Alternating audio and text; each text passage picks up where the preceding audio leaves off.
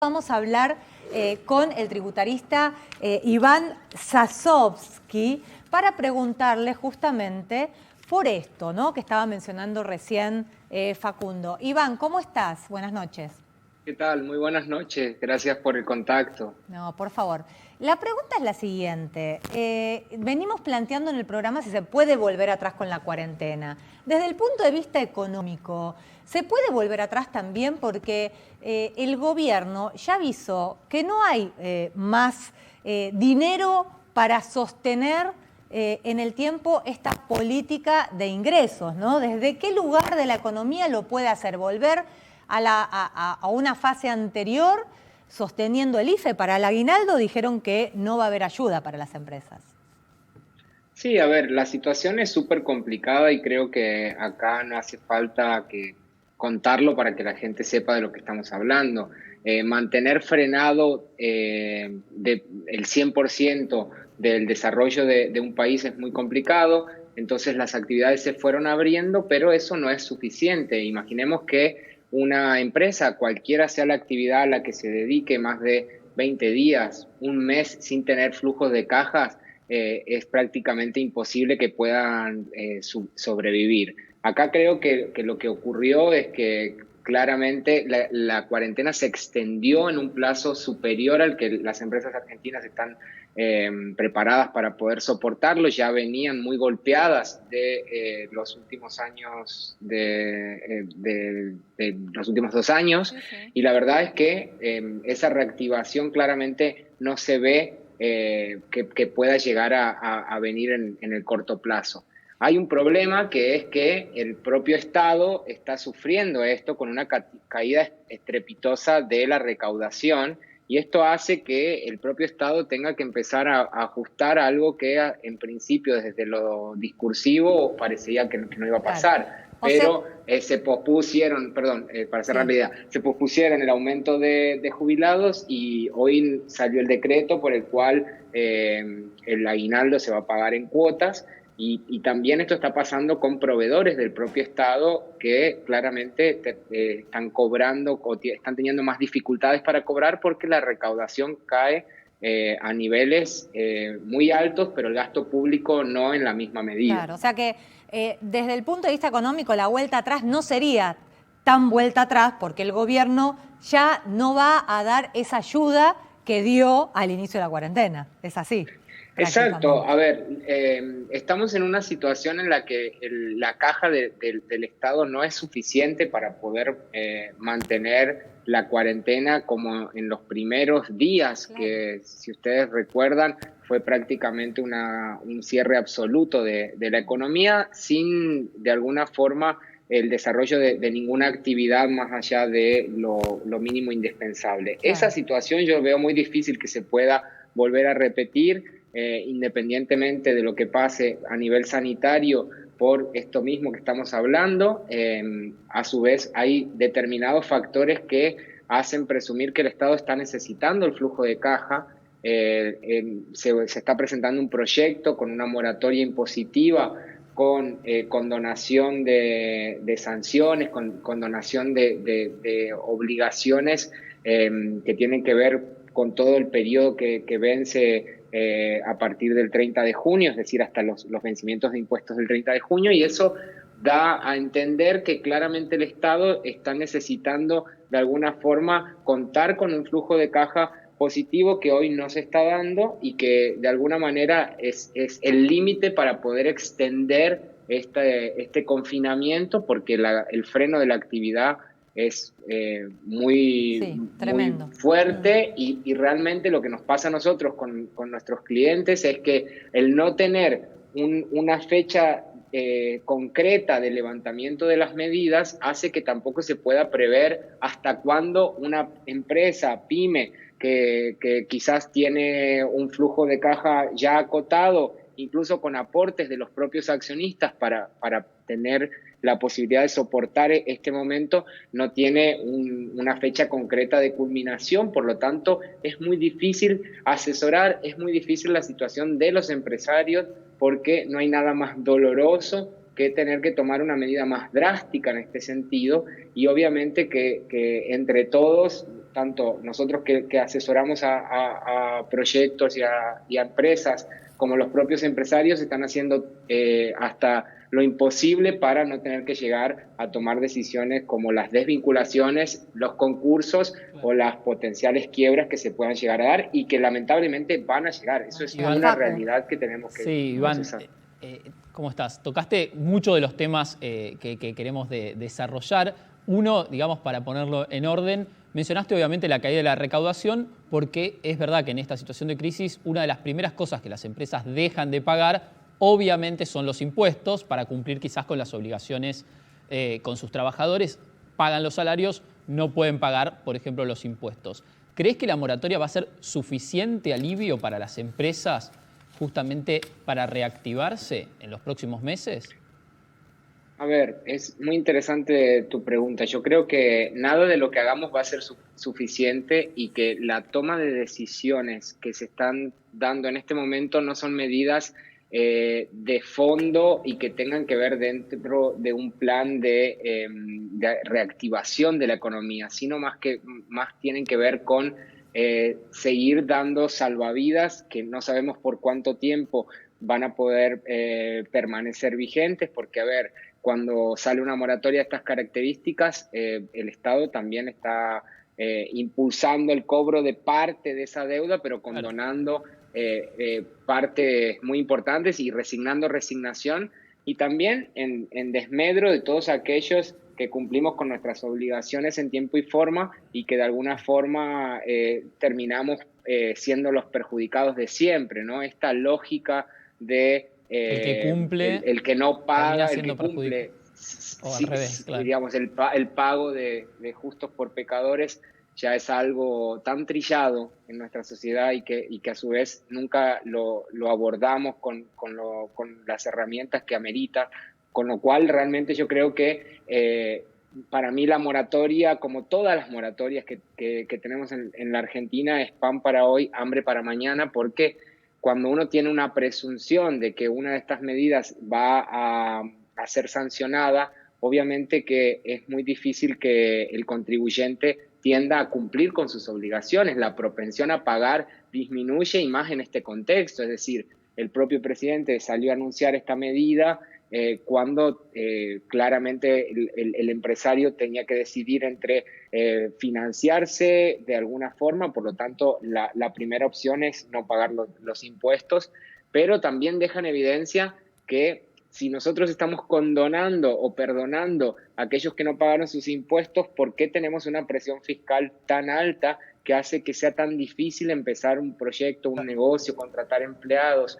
Ese ancla que tenemos, que es nuestra presión tributaria, es algo que queda al desnudo en esta situación de pandemia y nos enfrenta con una competencia atroz que vamos a tener con los demás países, porque hoy por hoy gran parte de los países de la región están justamente a través de herramientas de la gestión tributaria generando incentivos para que las inversiones se radiquen en esos países y la reactivación del empleo sea mucho más genuina. Como lo estamos viendo en la República de Uruguay. Iván, te quería preguntar puntualmente, ya que hablábamos de premios, castigos respecto de los contribuyentes y de la baja recaudación que está teniendo el Estado y de la emisión extrema que tuvo de dinero, que hasta los más liberales dijeron, bueno, no queda otra. Si ya que estamos en este contexto, ¿no tendría cierta lógica, por ejemplo, los monotributistas prestadores de servicios que no pueden prestar servicios? ¿Por qué tienen que seguir adeudando el monotributo? Un peluquero monotributista no puede trabajar y tiene que seguir pagando el monotributo. Hoy hemos visto en televisión, en distintos canales, a los dueños de hosteles o de pequeños comercios que le siguen llegando el doble de impuestos sobre la factura de la luz que no la están consumiendo. ¿Tiene sentido seguir intentando recaudar desde el Estado cuando ya está, la recaudación está por el piso, del mismo modo que la emisión está por las nubes?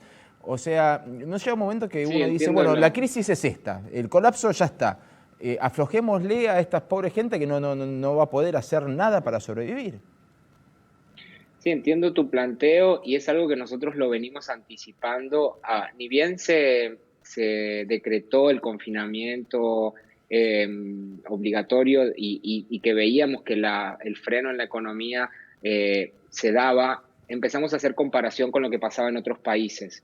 Y la verdad es que la Argentina era de los pocos que ni siquiera postergaba los vencimientos de los impuestos, es decir, sin ser una actividad esencial, la de los contadores, todos los estudios seguimos trabajando porque claramente los vencimientos nunca se postergaron. Con lo cual se había tomado una postura por parte del gobierno, principalmente nacional, porque los gobiernos provinciales tienen otra dinámica de recaudación muy particular. Pero esta postura lo que hizo fue que justamente se generen compromisos por parte de quienes no pudieron pagar sus impuestos y que ahora son condonados. Entonces esta situación que tenemos hasta con nuestra conducta recurrente de no pagar nuestras deudas se traslada también en la forma en la que reacciona el Estado para decirnos cómo nos tenemos que vincular a través del pago de impuestos. No se pospusieron vencimientos, que sería algo más ordenado, porque también le iba a permitir al Estado poder tomar dimensión concreta de cuáles eran las medidas o cuál era el costo de cada una de las medidas fiscales que se tomaban, como tampoco se bajaron impuestos, ni se crearon impuestos a determinados nichos que generalmente no pagan impuestos. No sé, en Colombia, por ejemplo, en Uruguay se creó un impuesto COVID para los funcionarios públicos que tenían determinado nivel de ingresos. Se eximieron a alimentos por la necesidad de esta situación.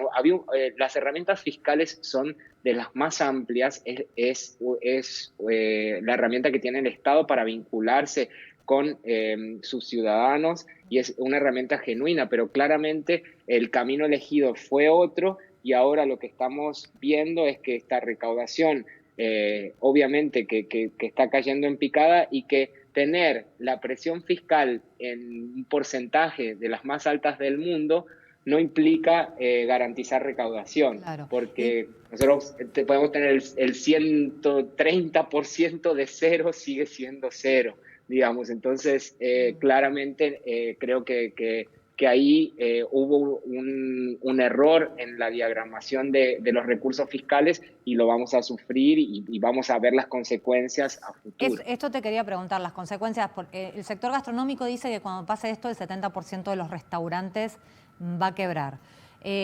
Cuando se levante la feria judicial, ¿cuántas pymes estimás que van a pedir la convocatoria de acreedores? ¿Qué porcentaje de las pymes que existen hoy? Porque como no está la feria, no se está viendo eso, pero la realidad es que va a pasar. A ver, yo no me atrevo a dar un porcentaje porque me parece que estamos hablando de puestos de trabajo, estamos hablando de una situación muy compleja y la verdad es que no me atrevo. Yo lo que les puedo contar es que hay un plan por parte de las empresas, una estrategia de persistir lo más posible, negociaciones que quizás están por afuera de la ley, pero que tienen que ver con mantener los puestos de trabajo en los que los empleadores están negociando con sus empleados el pago de los sueldos, aunque todavía no se haya decretado la posibilidad de pagar el SAC en cuotas, es algo que están haciendo los empleadores, porque aparte, a ver, los trabajadores de una empresa conocen mejor que nadie la realidad de esa empresa. Y más allá de que se esté sindicalizado el trabajo en los distintos lugares, las personas quieren mantener sus fuentes de trabajo y claramente hay un consenso como nadie entre clientes y proveedores, es decir, que están renegociando contratos y es cuando todos las herramientas y la colaboración de alguna forma por parte del sector empresario está muy en evidencia. Yo no veo especulación, al menos en Corto.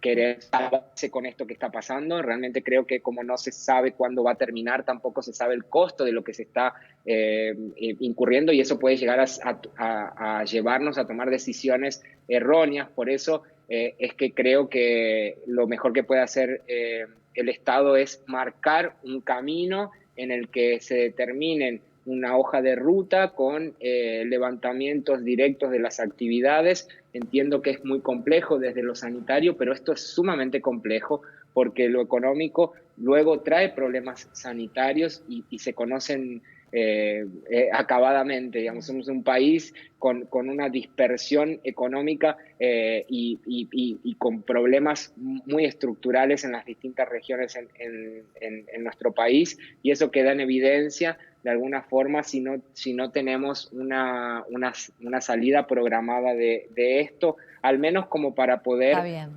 ir pensando en la salida que realmente va a dejar un tendal de malas noticias para todos, de empresas quebradas y de trabajadores en la calle. Sí, y en ese sentido, Iván, me parece muchas empresas están evaluando la posibilidad de cerrar y hacen las cuentas de cuánto tienen como para seguir abiertos hasta que se recupere la actividad económica y cuánto les sale cerrar, porque tiene un costo cerrar, ¿verdad? Sí, es un costo altísimo también cerrar, y eso de nuevo pone en evidencia de alguna forma nuestras fragilidades. El costo de poder despedir y de tratar de cuando el Estado trata de tomar medidas que no son eficientemente aplicables. O sea, que cuando en su momento, en diciembre, decían que estábamos en crisis y que no se podía despedir o tenía una doble indemnización, eso lo primero que hizo fue que no se contrate ningún trabajador más. Entonces, yo creo que la situación es mucho más compleja de lo que se podía esperar, pero de alguna manera pone en evidencia que las continuas emergencias en las que vivimos desde hace más de 20 años no lo fueron tanto en su momento, y que ahora en situación de emergencia no tenemos los resortes ni los mecanismos para poder salir a buscar de alguna forma de algo que venimos abusando desde hace muchísimo tiempo. Incluso en los momentos de mayor nivel de nuestro PBI per cápita y en épocas en las que crecíamos a tasas chinas, seguíamos en emergencia económica, con lo cual de alguna forma esta falta de herramientas concretas para que el Estado actúe ágilmente frente a situaciones como estas puso en evidencia a todo el mundo, pero a los que ya veníamos golpeados por tener una recaudación, una presión fiscal excesiva, de alguna forma nos desnuda y nos muestra frente al mundo de la peor manera. Claro, bueno, sí, pasó en todos los sectores. Iván Sasovsky, muchas gracias por estar en Hoy Nos Toca la Noche. Muchísimas gracias y que tengan ustedes una muy buena noche.